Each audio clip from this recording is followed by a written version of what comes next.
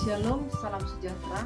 Perkenalkan, nama saya Rasmaulina Painami, guru pendidikan agama Kristen dan budi pekerti di SMP Negeri 5 Tarutung. Pada hari ini saya akan mempraktikkan video pembelajaran penerapan pembelajaran berdiferensiasi pada mata pelajaran pendidikan agama Kristen dan budi pekerti pada materi meneladani Yesus dalam mengampuni.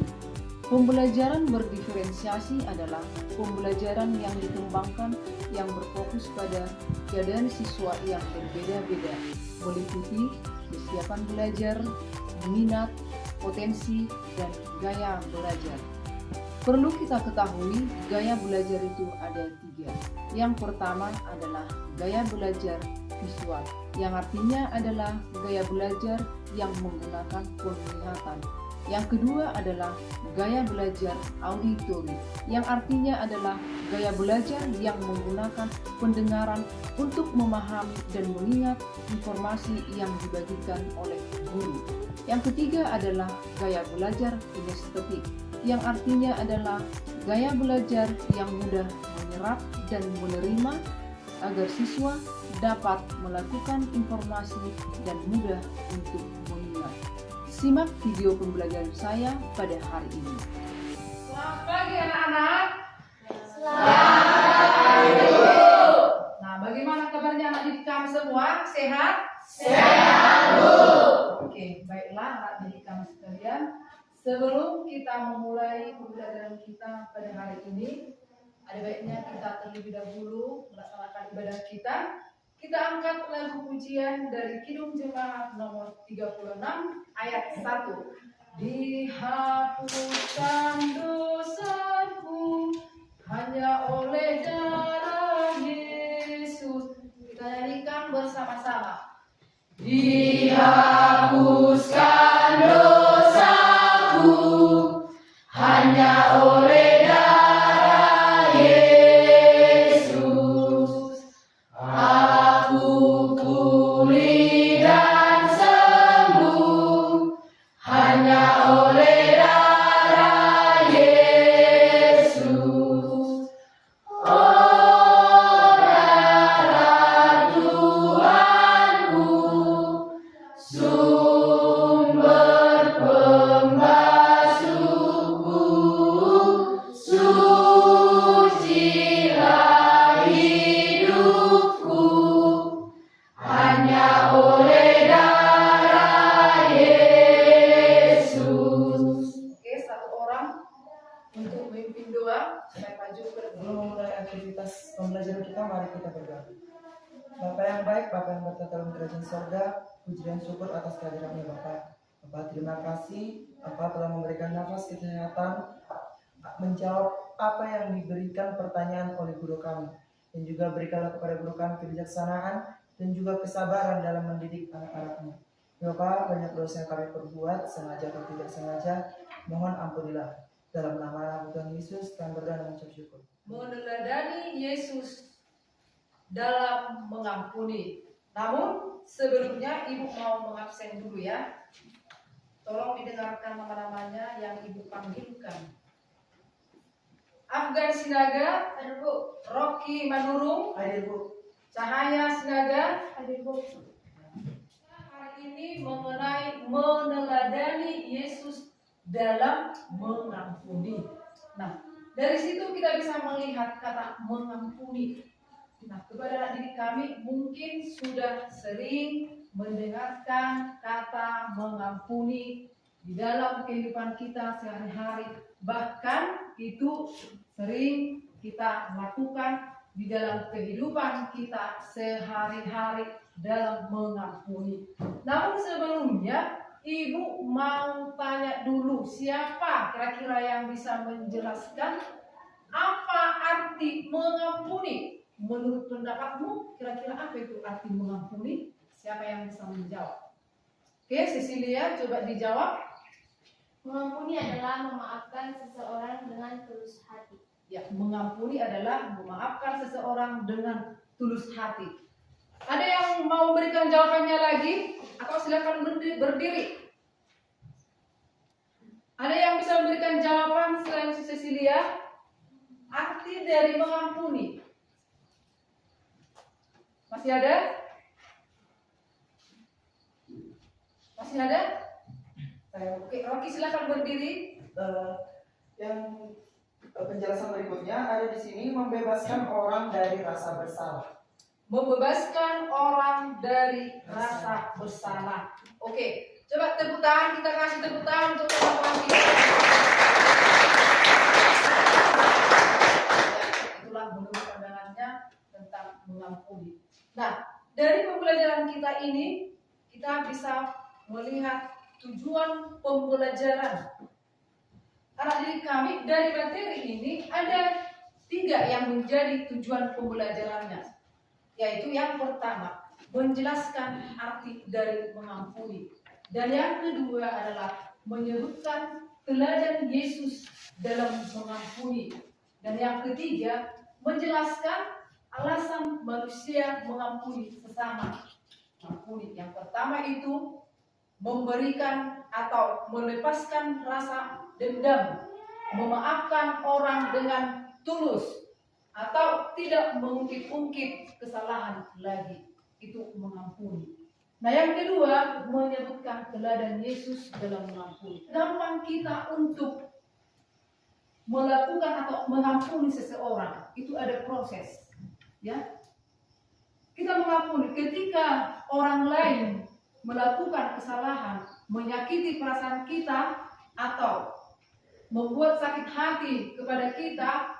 Misalkan ada yang membuli, menghina, atau mengejek kita, atau menghina hidup kita seperti apa, atau merendahkan kita, mungkin kita merasa sakit hati, betul? Atau ada yang pernah merasakan seperti itu? Pernah merasakan sakit hati?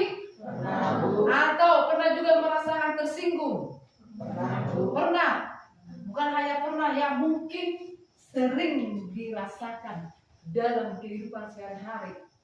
Sering merasakan yang namanya sakit hati, tersinggung. Nah, jadi tidak mudah. Lalu sebagai remaja Kristen, kamu sebagai remaja Kristen, orang yang beriman, maka Yesuslah yang menjadi teladan kita untuk mengampuni. Lalu apa yang bisa menjadi teladan yang menjadi kita pegang untuk bisa mengampuni sesama? Siapa yang bisa menjawab? Ada yang bisa menjawab?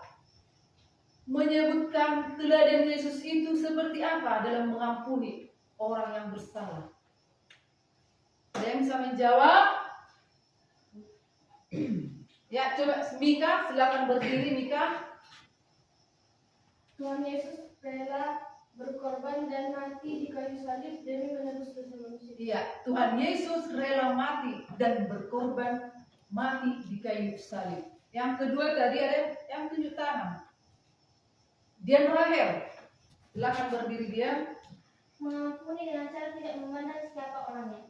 Ya, mengampuni itu dengan cara tidak memandang siapapun orangnya, baik dia manusia yang besar ataupun kecil, yang tinggi rendah, semua sama, tanpa memandang orang. Inilah yang bisa kita buat menjadi teladan yang bisa kita ambil, teladan dari Tuhan dalam mengampuni. Ingat, manusia tidak ada yang sempurna, tidak mudah untuk mengampuni seseorang. Nah, kita mengampuni seseorang, kita juga harus bisa menerima pengampunan dari orang lain. Kita mengampuni seseorang ketika orang lain berbuat salah kepada kita.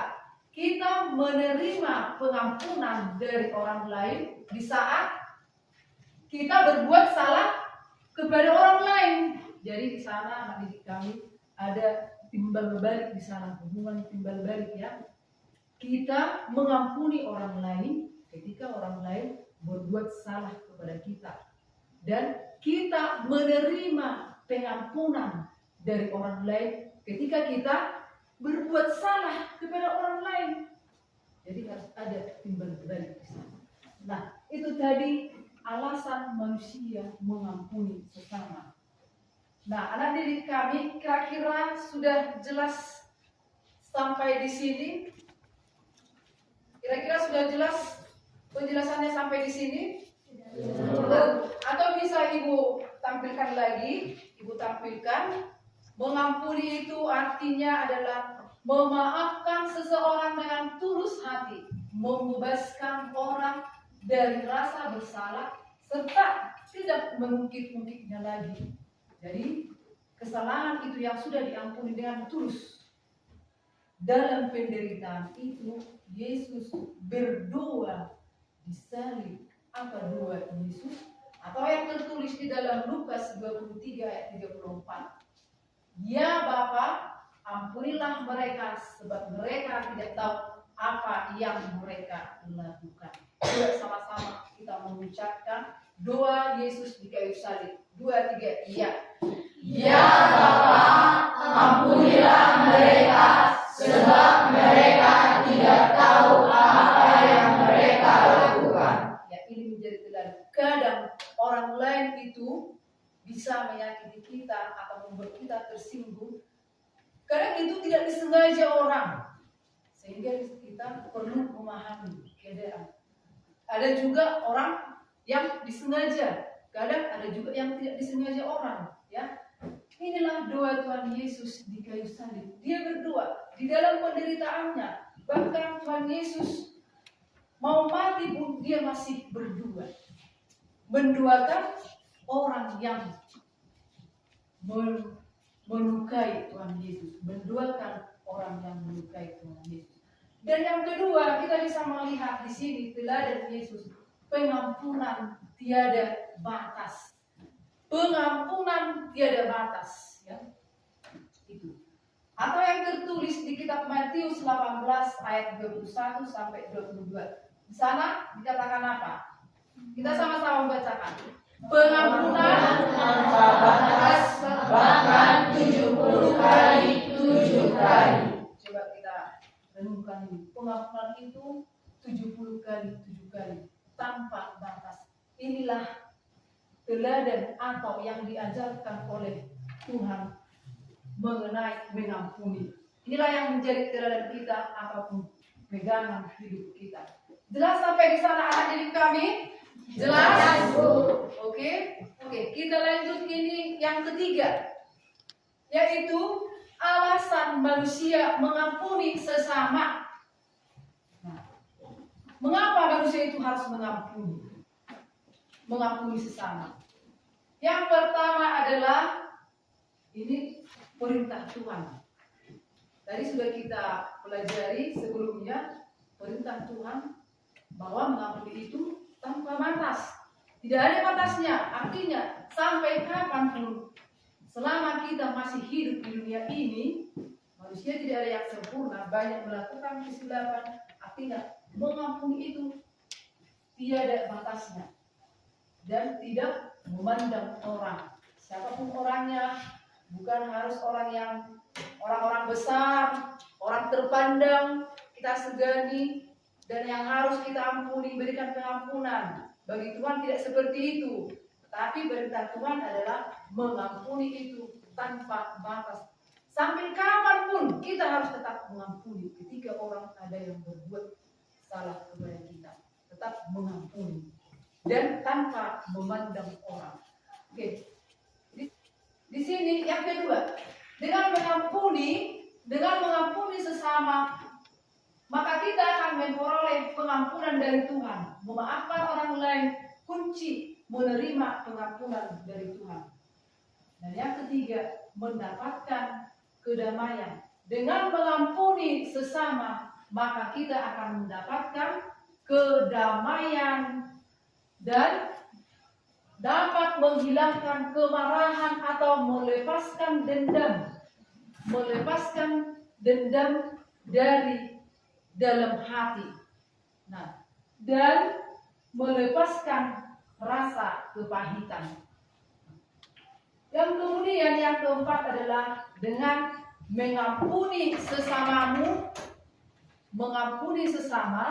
maka itu akan membangun hubungan yang lebih baik.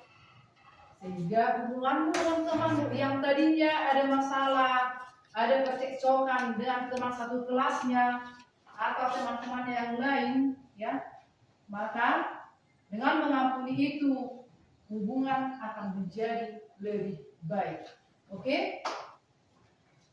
Di sini Ibu akan tampilkan satu video tentang mengampuni atau memaafkan sesama. Nah, anak didik kami coba disimak videonya ya. Iya,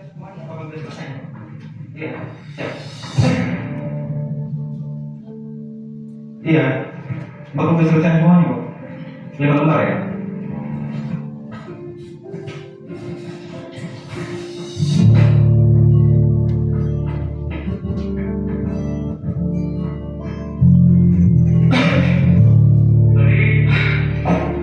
Ya Pak.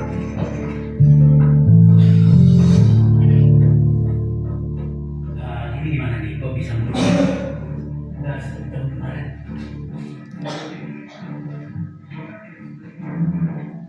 Ya tolong jangan ya. Ini secepatnya harus selesai. Saya nggak mau tahu Ustaz.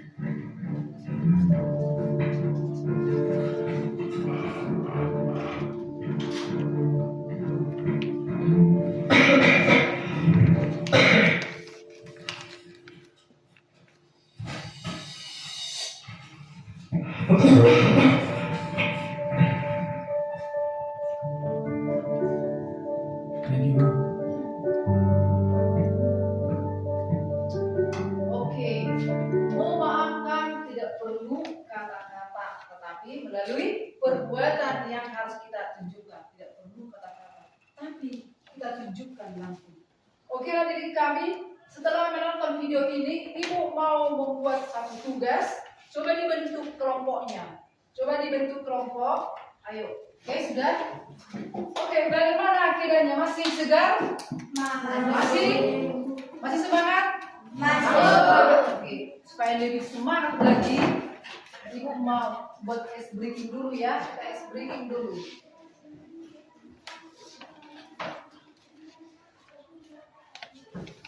Oke, silakan berdiri. Menghadap ke depan.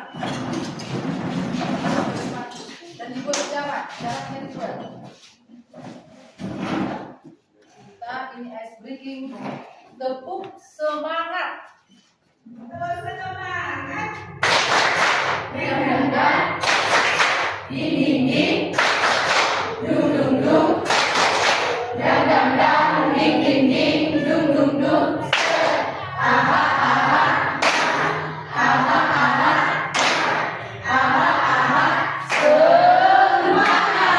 Soal yang pertama, dengan bagaimana kita bisa mengampuni?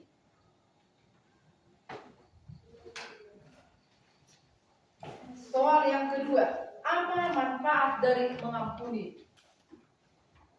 Silakan dikerjakan.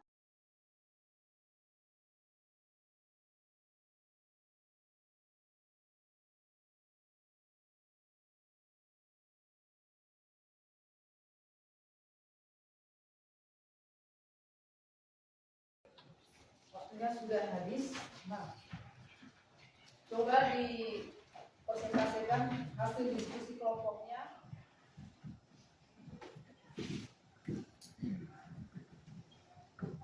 Oke, coba dijelaskan.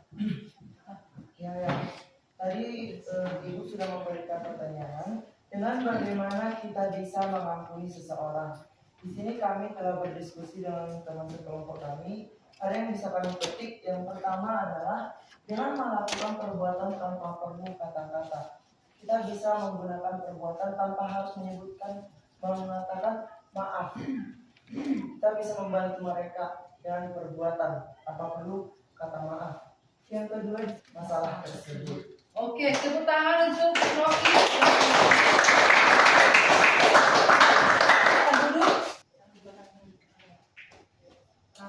Dengan cara melalui kata-kata atau dengan perbuatan yang kita lakukan dengan seperti menolong sesama yang dapat bermanfaat bagi orang lain.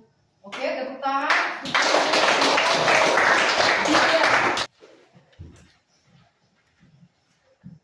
Oke, silakan. Jawabannya, manfaat dari mengampuni, kita bisa mendapatkan kedamaian dan tidak dihantui rasa benci dan dendam. Oke, Oke, jawaban. Mengampuni dengan lapang dada dan juga dapat menggunakan kata bukti dan amal. Oke, bisa kita lihat.